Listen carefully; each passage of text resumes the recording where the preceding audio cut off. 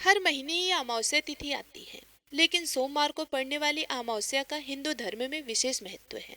धार्मिक ग्रंथों में भी इस अमावस्या के महत्व का उल्लेख मिलता है। आपको बता दें कि महाभारत काल में पांडव सोमवती अमावस्या पर गंगा स्नान और दान करने के लिए पूरा जीवन भर तरसते रहे, लेकिन उनके पूरे जीवन में सोमवार को अमावस्या की तिथि कभी भी नहीं पड़ी। सोमवार के दिन अमावस्या का पड़ना बहुत ही दुर्लभ होता है। ऐसे में इस बार पौष महीने की जो अमावस्या है वह सोमवार के दिन पड़ रही है, जो कि अपने आप में बहुत ही दुर्लभ संयोग है।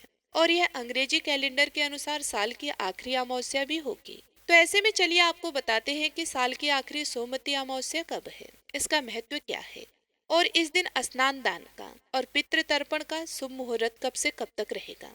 सोमवती अमावस्या को सूर्य और चंद्रमा एक सीध में होती है और सोमवार का दिन चंद्रमा को समर्पित है, इसलिए इस दिन का पुण्य और अधिक बढ़ जाता है। वहीं सोमवार का दिन भगवान शिव का भी प्रतीक माना जाता है और चंद्रमा उनके मस्तक पर विराजमान है, इसलिए सोमवती अमावस्या पूरी तरह से भोलेनाथ को भी समर्पित है। इस दिन मौन रहकर स्नान और दान करने से 100 गायों के दान के बराबर फल मिलता है। और अगर इस नियम को महिलाएं अपनाती हैं तो कुल का कल्याण होता है। जिन लोगों की कुंडली में काल सर्प दोष है, उनके लिए सोमवती अमावस्या का दिन काल सर्प दोष निवारण पूजा के लिए सबसे उपयुक्त समय माना जाता है। सुहागिन महिलाओं के सुहाग की रक्षा इस दिन होती है, इसलिए सुहागिन महिलाएं खास तौर पर सोमवती अमावस्या का व्रत रखकर पीपल के 108 परिक्रमा भी करती हैं। इस दिन पवित्र वृक्षों के नीचे दीप जलाने से, पितरों के निमित्त दक्षिण दिशा की ओर मुंह करके दीप जलाने से, बहते जल में दीप दान करने से सभी रुके हुए कार्य पूरे हो जाते हैं। जीवन में चल रही परेशानियों का अंत हो जाता है और सभी मनोकामनाएं भी पूर्ण होती हैं। तो इस बार सोमवती अमावस्या के दिन सारा दिन वृद्धि योग भी बन रहा है। ऐसे में आप अपनी सुविधा के अनुसार वृद्धि योग में स्नान दान कर सकती हैं। सुहागिन महिलाएं इस दिन भगवान शिव और माता पार्वती की विशेष पूजा अर्चना अभिजीत मुहूर्त में करती हैं और सुबह के समय पीपल के 108 बार धागा लपेटकर यानी कलावा लपेटकर परिक्रमा करते हुए पूजा करती हैं। इस दिन भगवान विष्णु की भी पूजा का विधान है। धान पान और खड़ी हल्दी को मिलाकर उसे विधान पूर्वक तुलसी जी के पौधे पर भी अर्पित किया जाता है। ऐसा करने से दुर्भाग्य भी सौभाग्य में बदल जाता है। इस दिन तामसिक चीजों के सेवन से दूर रहना चाहिए और अपने सामर्थ्य के अनुसार कुछ न कुछ दान दक्षिणा निर्धन लोगों को जरूर देना चाहिए। इस बार अमावस्या की तिथि प्रारंभ होगी 30 दिसंबर सोमवार को सुबह 4:20 से और अमावस्या तिथि समाप्त होगी 31 दिसंबर मंगलवार को सुबह 3:56 पर। इसलिए उदया तिथि के अनुसार इस बार केवल 30 दिसंबर सोमवार को ही अमावस्या रहेगी।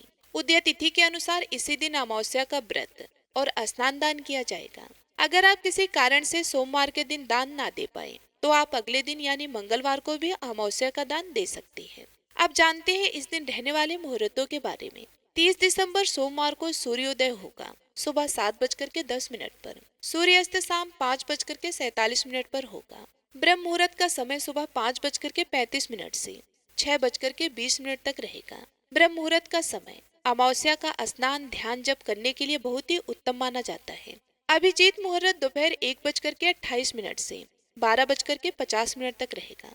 और पितरों के निमित्त तर्पण आप इस दिन सुबह 11:40 से दोपहर 12:50 के बीच में भी कर सकती है। यह समय पितृ तर्पण के लिए उपयुक्त समय माना जाता है। राहु काल सुबह 7:30 से 9 तक रहेगा और वृद्धि योग जो कि अमावस्या से एक दिन पहले यानी कि 29 दिसंबर रविवार को रात 9:40 से शुरू होगा और जो कि सोमवार के दिन सारा दिन रहने के बाद रात 8:30 पर समाप्त होगा। तो वृद्धि योग में आप कोई भी दान पुण्य से जुड़ा हुआ कार्य कर सकते हैं। और राहु केतु ग्रह की शांति के लिए आप राहु काल के समय में राहु केतु से संबंधित दान भी दे सकती हैं। तो यह थी आज की वीडियो। जानकारी अगर अच्छी लगी हो तो वीडियो को लाइक करना मत भूलिएगा।